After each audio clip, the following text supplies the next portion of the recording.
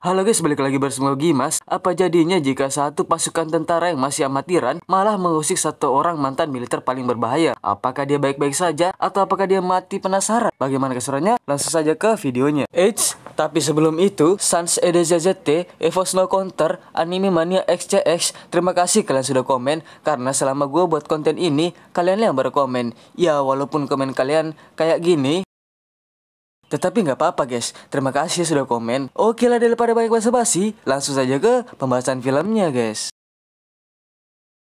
Film akan berfokus kepada seorang pria tua bernama Atami Corpi, yang dimana dia adalah seorang penambang emas, yang jika dilihat dari tubuhnya yang penuh bekas luka, jelas dia bukan seorang pria tua yang sembarangan dan memiliki masa lalu yang kelam.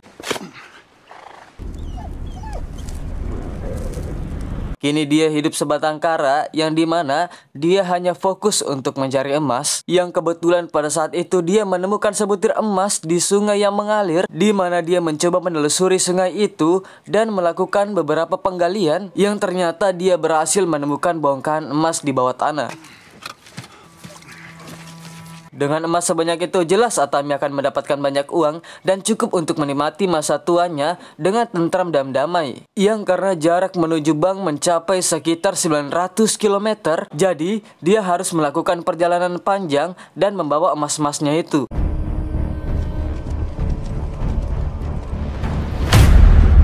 Di tengah perjalanan, Atami tidak sengaja berpas-pasan dengan rombongan tentara Nazi yang dimana dia dipimpin oleh kapten bernama Bruno, sempat akan ditembak oleh anak buahnya yang sombong dan songong bernama Wolf, yang disitu kapten Bruno melarang dia untuk menembaknya karena buang-buang peluru saja hanya untuk menembak seorang pria tua yang tidak berguna. Lagian di belakang sana masih ada 4 anak buahnya yang akan mencegat Atami melalui jalan ini. Dan benar saja, 4 tentara songong dan sombong ini langsung mencegat Atami, menembaki anjing yang hal itu sangat gabut sekali, hingga akhirnya mereka semua tertawa puas ketika melihat emas yang dibawa Atami, yang ketika Atami dipaksa merunduk dengan akan ditembak mati.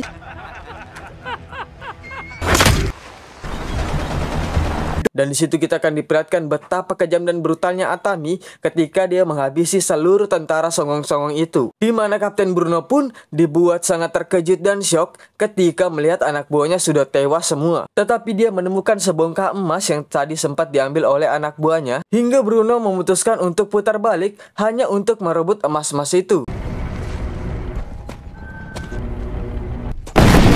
Ya, tiba-tiba Atami masuk ke ladang ranjau yang di situ kudanya sudah mati dan emasnya berserakan. Bruno membiarkan Atami untuk memungut emasnya, yang ketika Wolf akan menembaknya, akibat ledakan ranjau barusan, pandangan pun tertutup oleh debu yang bertebaran, di mana Bruno menyuruh satu anak buahnya untuk maju perlahan, tetapi ya, tentara itu pun harus tewas ketika dilempar satu ranjau oleh Atami. Bruno kembali menyuruh 2 anak buahnya untuk melewati samping, tetapi Atami telah menghilang entah kemana. Tetapi Bruno menemukan kalung milik Atami dan menyimpannya, yang karena Bruno takut di depan masih ada ranjau, dia pun menumbalkan 2 tawanan wanitanya untuk memastikan di depan aman untuk dilewati.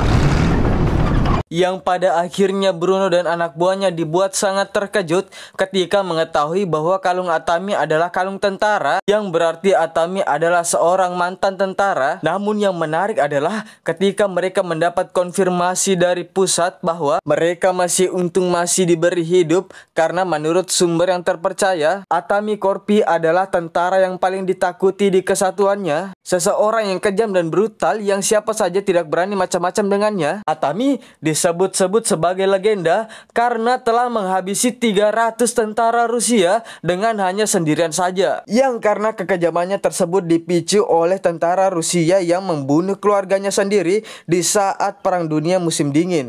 Lost his home and his family to the Russians.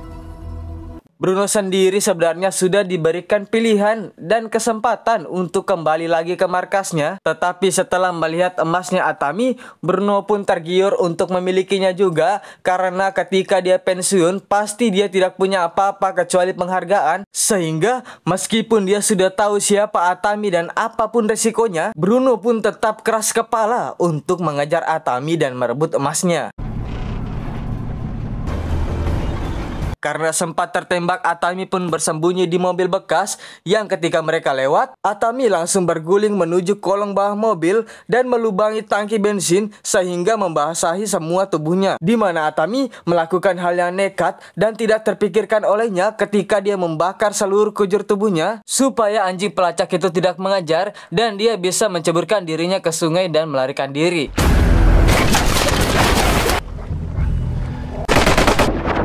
Bruno mengirim 3 anak buahnya untuk menangkap Atami di dalam air, namun ketiganya harus tewas dengan sia-sia yang justru malah membuat Atami bisa menyeberangi ke seberang sungai. Yang hal tersebut semakin membuat Bruno tertantang dan semakin semangat untuk memburu dan merebut emasnya.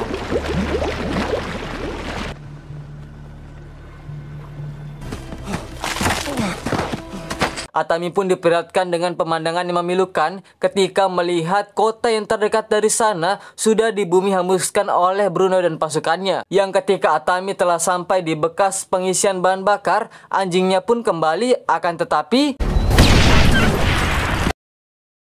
ya, Atami pun berhasil ditangkap, emasnya semua dirampas dan ia digantung di sebuah tiang yang di saat melihat Atami sudah tidak bergerak, Bruno dan pasukannya pun pergi saat mengira Atami sudah mati. Yang padahal dia hanya berpura-pura mati dan mengandalkan otot lehernya untuk menahan tali dan berhasil mengurangi beban tubuhnya dengan cara menahan kakinya di sebuah paku yang tertancap. Berkat pesawat tempur yang terbang rendah, Atami pun berhasil selamat dan terjatuh. Yang ternyata pesawat tempur itu dikendarai oleh 2 pilot Nazi yang kebetulan singgah di sana, sehingga Atami langsung menghabisi mereka berdua. Sempat menyerah untuk mendapatkan emas-emasnya kembali, tiba-tiba Atami memiliki sebuah ide ketika melihat pesawat milik 2 pilot ini, di mana salah satu pilot yang sedang sekarat dibuat terkejut sekaligus takut ketika melihat Atami menjahit lukanya sendiri menggunakan kawat yang sudah berkarat dengan tangannya sendiri. Beberapa saat kemudian Bruno dan pasukan hampir tiba di tujuan, namun perjalanan mereka harus terhenti ketika melihat seonggok pesawat milik Nazi yang terdampar di tengah jalan. Sang pilot sudah mati dengan kondisi terikat tali, namun yang membuat mereka kaget adalah tali yang digunakan itu adalah tali yang mereka gunakan untuk menggantung Atami tadi. Merasa sesuatu yang janggal, Bruno pun pindah ke tank dan melanjutkan perjalanan, di mana semua anak buah Bruno dibuat ketar-ketir melihat hal itu, apalagi setelah mendengar salah satu tawanan berkata bahwa cerita tentang legenda Atami Corpi bukanlah sekadar mitos atau fiktif belaka. Setelah memberikan senjata kepada tahanan wanita, Atami pun langsung beraksi untuk menghabisi satu-satu tentara Nazi yang sudah pada panik ini, di mana para tawanan wanita ini pun cukup kooperatif ketika mereka semua menghabisi 1 truk penuh tentara yang sedang minum Homer.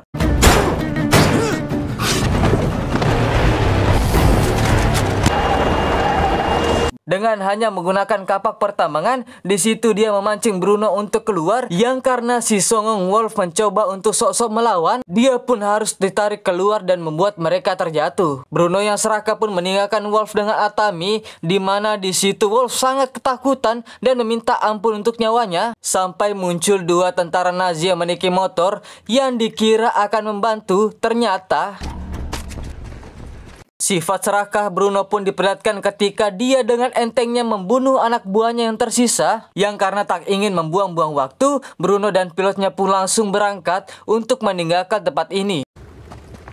Saat itulah muncul Atami dengan menaiki motor yang hanya bermodalkan kapak pertambangan, dan dia berhasil menempel di kapal tanpa Bruno sadari. Di sini kita diperlihatkan berbagai hal yang sangat mustahil yang tentu saja hanya Atami lah yang dapat melakukan hal ini yang orang biasa tidak bisa lakukan. Di mana dia berhasil masuk ke dalam kapal dan berduel dengan Bruno sendiri.